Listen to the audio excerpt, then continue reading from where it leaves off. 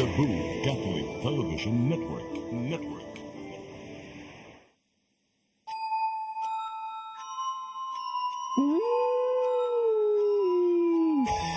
Ano ngayon?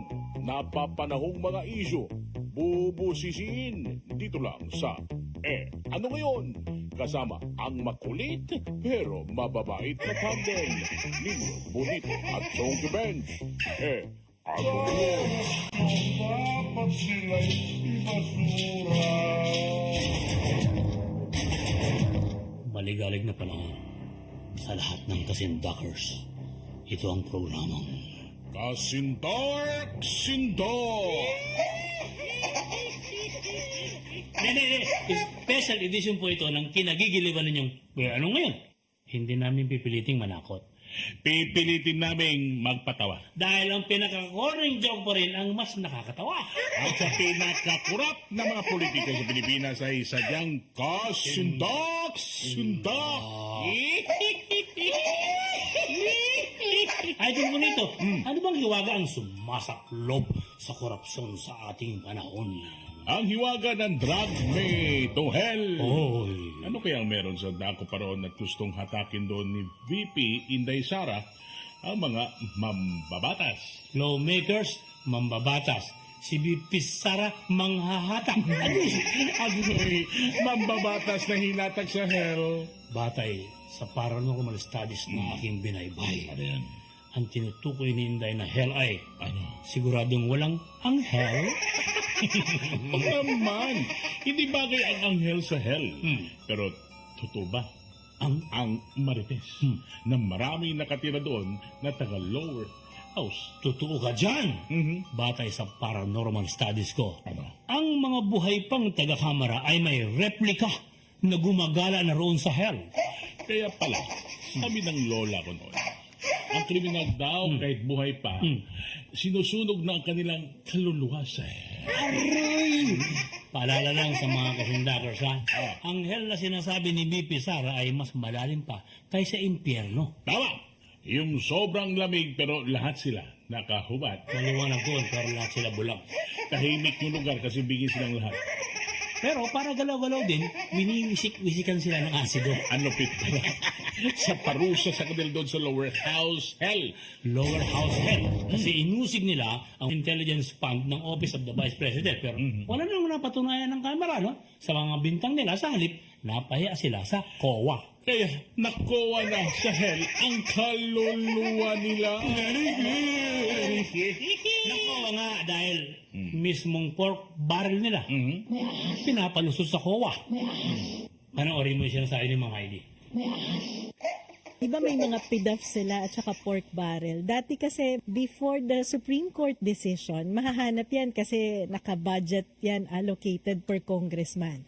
But when that pork barrel was declared unconstitutional, ngayon medyo mahirap nang hanapin, tama ba? Kasi naka-insert na yan sa budget per agency. Naka-insert sa agency, pero syempre, alam naman ng auditor yan. Halimbawa, ang specific request ay PDAF ni ganito.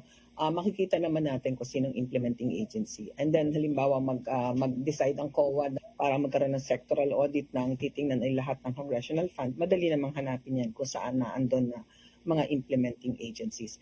Ayun ang mold up sa akin. Ang complication lang nito, dalawang agency ang involved dyan, di ba? Yung releasing at yung accepting agency. Ihulog nyo na! There are times na halimbawa, yung auditor ng releasing agency, ng source agency, sabi niya, titingnan naman niya ni auditor pagdating doon sa implementation. Ito naman kunyaring si auditor ng implementing agency, sasabihin naman niya, tinignan na siguro ito, baka nag-special audit na sila or nagkaroon sila ng request para tingnan kung ganyan yung susundan mo yung transfer at saka Ihulog nyo na! pwedeng specific ang request. Kunyari, lahat ng Congressional Development Fund o lahat ng PDAF. So, pwede siyang as a whole, tingnan ng auditor. Nagdurugo ang puso ko! So kung ikaw ay residente dun sa distrito ni congressman, paano natin ma-check kung magkano ba yung pondo na ina-allocate talaga sa halimbawa nagpagawa ng multipurpose hall Nagdadalamhati ako. Depende ko sinong implementing agency, Propshelo. Ako ang implementing agency, kunyari ay DPWH, then DPWH. Sa DPWH hahanapin, tama no? Hindi napunte. Sino ang magbabantay sa budget ng Kongreso? Handa magbayad ng malaking gusto. Itong si Boogie may tanong, paano yung flood control budget? Gusto mo bigyan kita eh. Bakit ba siya napafocus? Kasi ang lalaki at walang nakikitang accomplishment o nakikita laging bumabaha, di ba? Nasunog mo yung pera. Sa tingin ko, kung talagang magiging mulat ang mamamayan, hindi lang confi funds. Talagang bantayan natin yung bawat malalaking programa ng pamahalaan. Nasunog mo yung pera. Nabibigyan mo na ng conclusion. Kung saan marami ang dredging, yan yung malalakas na lawmakers or congressista, no? Hindi na tinatablan ng Cruz.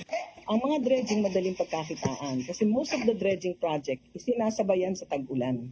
And we know na kapag umulan, wala ka ng evidence Pagkatao kayo. na nag-dredge ka, di ba? So in other words, pwede mo nang ibulsa. Kinuha mo na lahat. Una uli yung mga buhangin. Ilang bagay na lang hahanapin ng auditor. Kunyari, hahanapin namin saan itinapon yung na-dredge na lupa, di ba? Hanapin natin yan. Second, hahanapin namin yung mga tao sa paligid, tatanungin kung nagka-dredging pa. Pero talaga suntok sa buwan bago ka manalo, di ba? Carry away ako sa pagsishopping. Tingnan natin yung budget, hanapin natin lahat ng dredging, hanapin natin kung aling distrito yung may pinakamaraming dredging, kaninong congressman nakapangalan, at Huwag lang iboto. Gabi-gabi dadagit sa impyerno. May agents na raw sa lower house hell idol na tumututok sa TRO na nakasampa sa Supreme Court ukol sa PhilHealth Fund misuse. Babala po sa lahat ng mga empleyado ng Korte Suprema. Pag meron kayong naramdamang nakatingin sa inyo, pero hindi nyo nakikita, huwag kayo mag-alala. Hindi po kayo ang pakay nila. Sa PDIC Secret Fund Transfer na naibulgar ni na Justice Carpio at Justice Morales, kaninong kaluluwa kaya ang madadrag to lower house hell? Patay sa aking paranormal investigation in aid of castigation. Kaya Ralph Recto pa rin. Kawawang Ralph Recto. Yan ang mold up sa akin. Maghihirat na. Rektong rekta pa sa lower house hell. Ano babalik ha? Kaninong kaluluwa naman, Idol? Ang madadrag sa lower house hell kung maharlika fan ang issue. Lahat ng pasimuno na merong maharlikaw na bituka. Kaninong kaluluwa naman ang madadrag sa lower house hell, Idol? Sa usapin ng bilyones ng advance rental from San Miguel Corporation sa hindi pagawang airport. Actually, nasa purgatory court pa ang hearing dahil umaabogado si Purgatory court. San Miguel Arcangel. Attorney Arcangel, lawyer pala siya. Oo. Pero exclusive lang siya sa kaso ng mga kaluluwang gala sa lower house hell. Yung kabubuhan ng LTO sa pag-issue ng order na 20,000 pesos ang multa sa late reporting na nagbenta at bumili ng sasakyan. Retroactive pa ang hirit ng LTO, Idol. Pinuesta mo eh. Kung ibinenta ko yung kotse ko 10 years ago, Pagkatao kayo. ibinenta ko yung motorsiklo ko 5 years ago, ibinenta ko yung auto ko 1 year ago, sakop ako ng order na ito. Wow naman. Opo. Wow. So, retroactive, tama? Are you kidding? Opo. Nakatal mo. And then, ang multa dito, malaki. 20 mil Na-hold up ako eh. doon sa seller, 20 mil doon po sa buyer. Kinuha mo na lahat. Sa ngayon po, ang dami nang mumultahan ng 20 mil dito. So nangangahulugan po na kung ako ay hindi nakapag-report ng aking sale, ng aking motorsiklo o sasakyan, at hindi rin ito na iparehistro ng change of ownership, ang magbabayad po yung seller ng 40 mil na multa. Yung Ang babait nyo. seller and buyer po, ma'am. So kung magkukusa kami, pumunta sa LTO, bawat auto na binenta namin, sa kasaysayan namin ng pagkakaroon ng auto, 20 mil bawat isa yon. Ayun ang mold up sa akin. Pagmamalasin na nga naman sa buhay. Opo, ganun na nga po, ma'am. Attorney, kaya lang ho kami nababahala po dito kasi malamang pag meron pong isang abogado, no, na pagmumultahin po ninyo o sino man pong grupo dito, baka ito idulog sa hukuman, ano po, itong order na ito. Hindi ho, tayo magtataka na mangyari po yan. Ito po, anong Ted, duly noted po yung inyong pong obserbasyon para po sa ikagaganda at ikabubuti ng aming ng administrative order na ito, amin pong pag-aaralan po yung mga sitwasyon po na mga ganyan, and if necessary, we will issue the necessary issuance po regarding those situations po. Ano, Ted? Pasunog mo yung pera.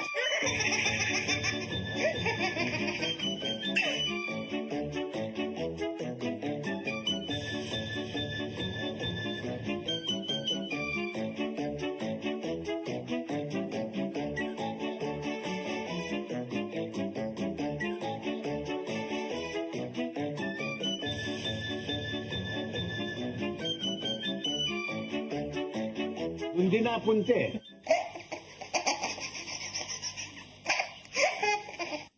Pag ganyan ang usapin, hindi na bagay kay Atty. Arcangel yan.